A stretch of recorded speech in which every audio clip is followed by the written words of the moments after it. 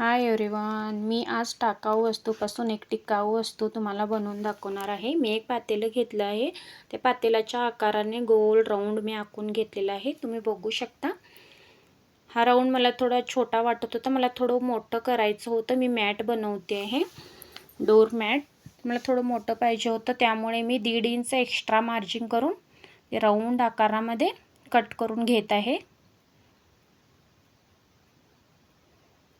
खूप छान होणार आहे हे मॅट। फ्रेंड्स, तुम्ही बघू शकता। व्हिडिओ स्किप न करता तुम्ही कंटिन्यू व्हिडिओ बघा, म्हणजे तुम्हाला परफेक्ट समजेल की हे कसं शिवायचं आहे। साईडनं मी ते जोडून घेत आहे कापड। तुम्ही बघू शकता। ते जाड होण्यासाठी आत मी अजून 2 कपडे कापून घातलेले आहेत। त्याच साईजचे परफेक्ट साईज कट करून मी आतमध्ये घालून साईडून काट मारून घेत आहे, जोडून घेत आहे।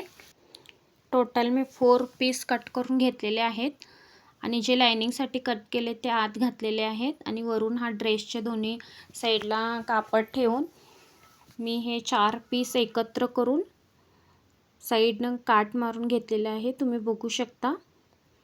आणि जे एक्स्ट्रा कापड साईडला येते ते कट करून टाकलेलं आहे। ते मी व्हिडिओमध्ये नाही दाखवलेलं आहे, कारण व्हिडिओ खूप मोठा होईल, त्यासाठी मी कमीत कमी वेळेमध्ये व्हिडिओ बनवलेला आहे। तुम्ही बघू शकता। आता मी या मध्ये लाईन्स घातलेल्या आहेत। एक 3-3 इंच डिस्टन्स ठेवून तुम्ही लाईन्स घालू शकता। हे बघा,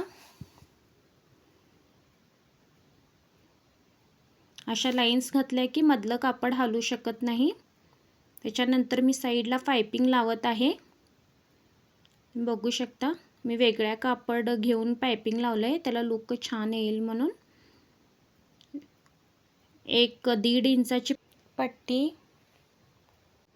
घ्यायची आहे आपल्याला आणि ही अशी काटोकाट लावत जायचं आहे आपल्याला पट्टी।